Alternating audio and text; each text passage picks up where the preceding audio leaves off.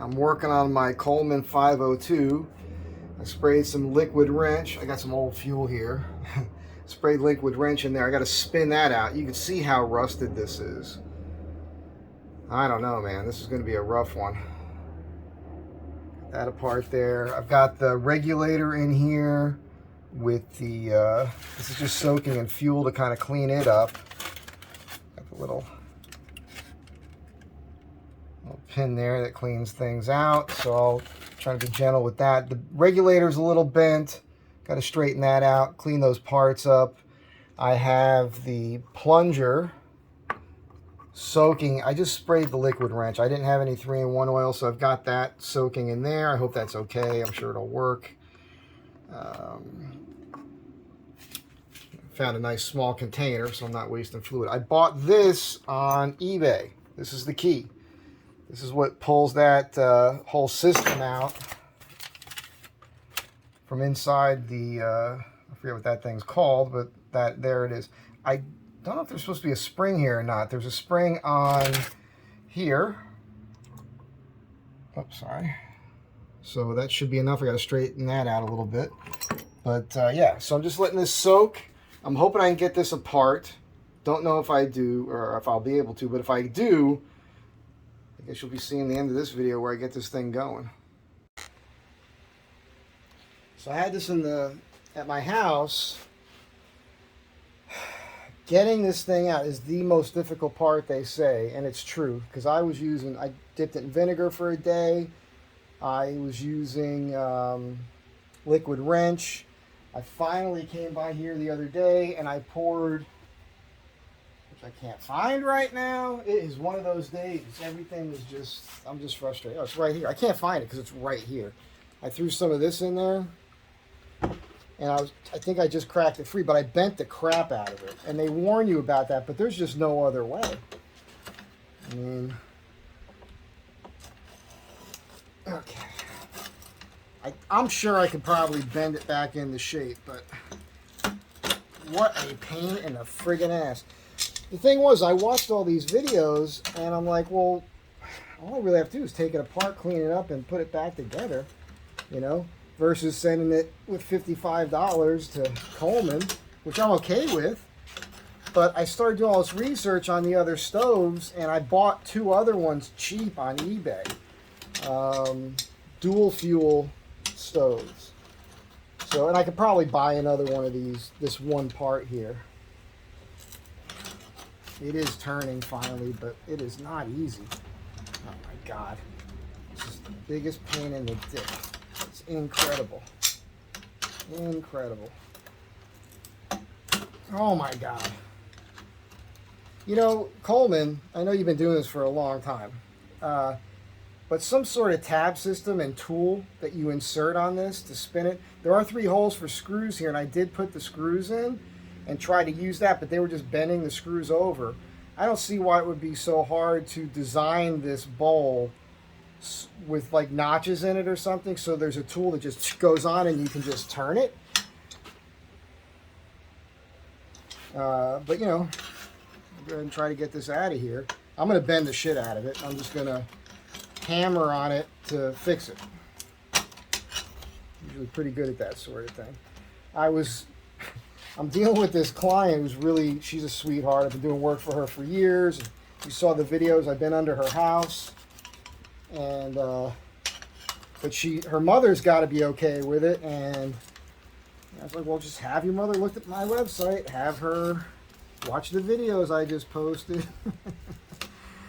So I don't know. You know, it's funny. I was like, I don't have to do the job. You can hire somebody else. But the funny thing is like they were perfectly willing to spend over $50,000 to have the house lifted and reset because they were told there was termite damage underneath the house that I can't find.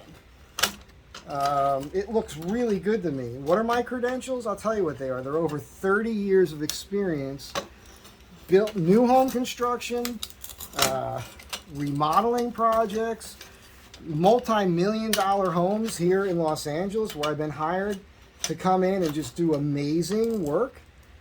You can check out MikeZDesign.com. It's my old website. I don't do anything to make it better because I don't care that much. I got a little burnt out on it, to be honest with you.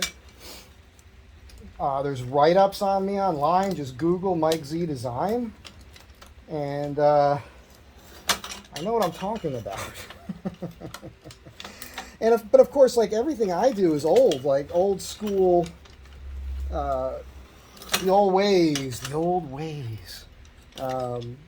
because I'm just not up on what the latest technology is with home construction.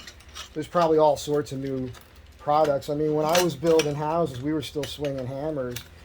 Compressors were just coming in, and screw guns were just. I never even saw a screw gun when I was building houses. I didn't see a screw gun until I was doing home improvement work. My old pal Roy Karch turned me on to the Makita screw gun, and so I am 100% old school. But when you look at, she was upset, I guess, whatever. But when you look at the videos I shot underneath the house and you see how they did things back in the day, it's so simple to figure out how to, make it right. I mean, you just mimic the old school tech and it'll work. So this thing here, look at this, all kinds of stuff melted in here. This is, oh my God, look, I bent this all up. Oh, what a shame. What a shame. But I think we're going to be okay with this because I'm going to, I'll fix it. And the paint was falling apart on it, falling off. But I noticed if you look at the shiny part on here, it is, it looks like it's nickel plated. So I'm thinking, hey, maybe I'll take all the paint off and polish that up and get new decals, and then put the Coleman original decals with the instructions and everything back on it on a polished nickel canister. I think that would look pretty cool, anyhow, I'll shut this off for now, and I don't know that I'll do any more videos on the deconstruction of this. I bought this tool online. I was able to get the that valve out from inside the housing here. There's a guy who makes them on eBay. He sells them. You could see them online for over $100. He sells them. I think they're like 32 bucks. Oh, you gotta be kidding. This one screw is going to give me that much of a hassle. Probably have to clean out the head there. So anyhow, stay tuned. Hopefully the next portion of this video you'll see will be me starting it up. So when I was shaking this thing around when I bought it, I thought there was something inside here, but there was actually stuff trapped up here. It's lead. This guy was melting lead. Like maybe he was making his own lead bullets or something, or some kid had it. And then one of these screws, unfortunately, snapped right off on here. It was just so rusted and corroded. I do think I have a tap for that in my regular mechanics toolbox, so I'm going to go ahead and drill that and try to remove it, and hopefully I can. That thing was so rusted in place that as I was trying to spin it off, it rotated these nubs, these threaded nubs on here. I just straightened one out, so I'm gonna put the vice grips on it and tilt it up a little bit, and now of course that pinched it.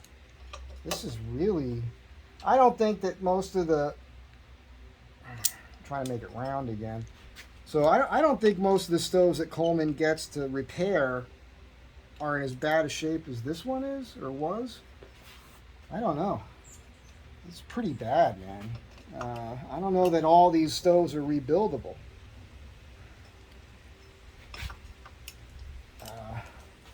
But yeah, this is just so you know, this is the sort of thing you might have to go through. I'm not sure I'll be able to get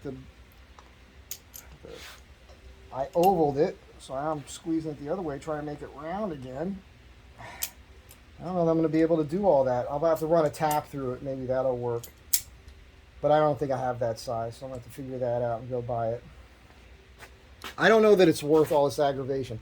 this is why it might be worth just sending the $55 in with the thing.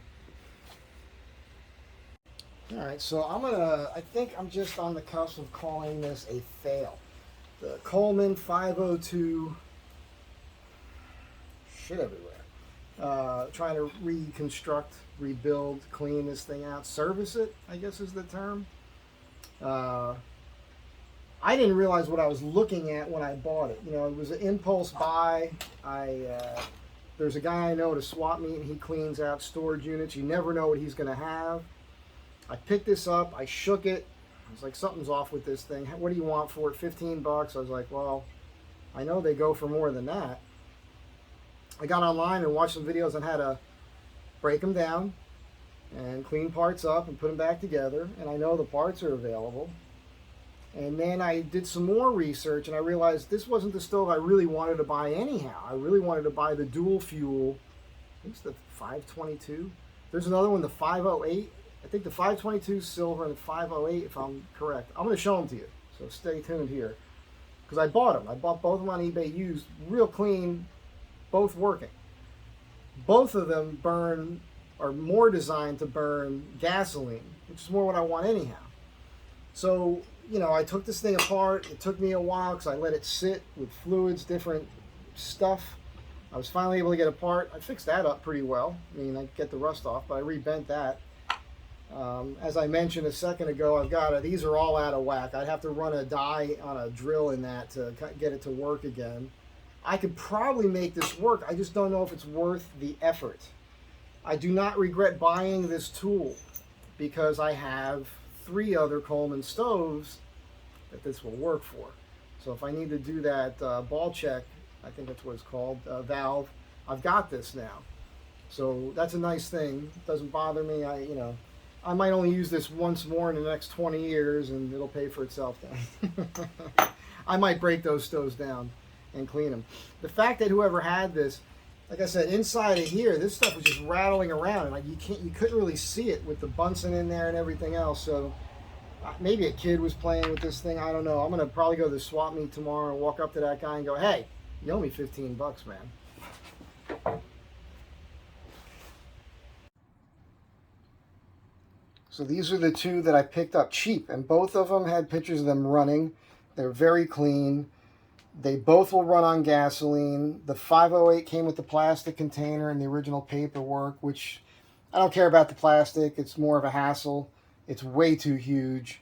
I would likely make a wooden box with a sliding top to store these in that would snugly fit into a cubby in the van that I will create.